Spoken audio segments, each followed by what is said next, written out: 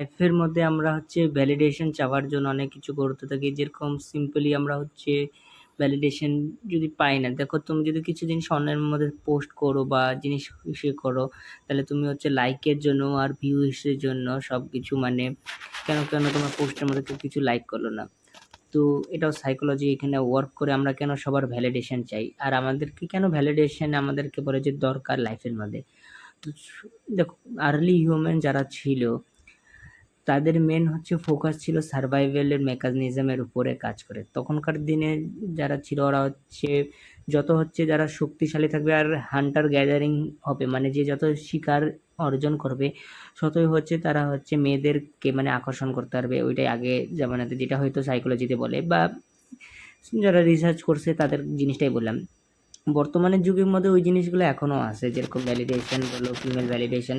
তো কেন লাগে? আমাদের বায়োলজিক্যাল মেকানিজম তিনটে জিনিসের উপরে কাজ করে। একটা হচ্ছে খাওয়া দাওয়া, স্লিপিং, আর একটা হচ্ছে প্রজনন করা। এই তিনটাই হচ্ছে বেসিক রুল অফ সার্ভাইভাল হচ্ছে আমাদের লাইফের মধ্যে। এই সার্ভাইভালটার জন্যই ভ্যালিডেশনটা লাগে। এবার দেখো আমরা ভ্যালিডেশন মেনলি কোন জিনিসের করি। দেখো তুমি যদি ছেলে থাকো তাহলে পরে আমরা হচ্ছে ফিমেল অ্যাটেনশনের জন্য ভ্যালিডেশন করতে পারবো। এবার যদি লুকস খারাপ থাকে তাহলে পরে আমরা তার কারোর কাছে তো কোনো কিছু পাবো না। এইটার জন্যই আমাদের মন আরও খারাপ হতে থাকে বা ইসে হতে থাকে। ওই জন্য দেখবো ইউটিউবের মধ্যে যতগুলো লোক আছে তারা হচ্ছে মানে লুকসকে ঠিক করার জন্য বা জিম ঠিক করার জন্য, বেশিরভাগ ক্ষেত্রে সবাই জিম কেন করে? বডিটা ঠিক হওয়ার জন্য আর ফিমেল অ্যাটেনশনই পাওয়ার জন্য বেশিরভাগ লোক জিম করে। কেউ হচ্ছে এক্সেপশন থাকে যারা হচ্ছে নিজের হেলথ থেকে ফোকাস করার জন্যই বা নিজের শরীরটাকে ঠিক করার জন্যই ফোকাস করার জন্যই হচ্ছে ইসে করবে। এবার তুমি যদি আমার চুলগুলো দেখো তাহলে পরে এটা উবড়ো খাবড়ো আছে, আর আমি এটাকে ভাবতেছিলাম যদি আমি চুল টুল কাটাই তারপরে ভিডিও বানাতাম তাহলে পরে ভালো লাগতো, কিন্তু অত কি দরকার আছে?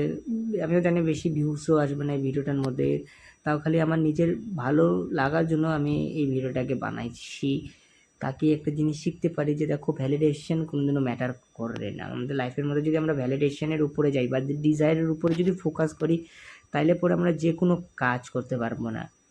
কেন কি একবার যদি তুমি ওই ডিজায়ার বা ভ্যালিডেশনের উপরে যদি যাও, যে কোনো ডিজায়ার বা ভ্যালিডেশন হতে পারে, ভ্যালিডেশন তুমি এরকম নিতে পারো যে তোমার কাজের ক্ষেত্রে তুমি যেখানে কাজ করতেছো সেখানে ভ্যালিডেশন পাচ্ছ না, আবার ওইখানটা টক্সিক মহল আছে আর তুমি ওখান থেকে বেরো হতে পারবা না ওইটার জন্য। কেন কি তুমি কাজের প্রতি অ্যাটাচ হয়ে যাবা। অ্যাটাচ মানে হচ্ছে কমফর্ট জোন যদি থাকে তাহলে পরে ওইটার মধ্যে তুমি অ্যাটাচ হয়ে যাবা, ওইটা সেন্সি ওইটাকে কাজ করবে। তো এটাই ছিল আজকের ভিডিও, যে ভ্যালিডেশন কীভাবে মানুষদেরকে উইক করতে থাকে, এটাই হচ্ছে আমাদের সঙ্গে। আর দেখো তুমি ইন্টারনেটের থেকে যদি একটুও গায়েব হয়ে যাও না, ফেসবুক সোশ্যাল মিডিয়ার মধ্যে কারো কোনো ফারাকই পড়বে না। কেন কেউ কারো ব্যাপার ভাবে না, সবাই হচ্ছে একটা জিনিসই মাথার মধ্যে রাখো, তুমিও যদি ভ্যালিডেশনের জন্য যাও তাহলে অন্য একটা ব্যক্তিও ভ্যালিডেশনের উপরে যাইতে থাকবে।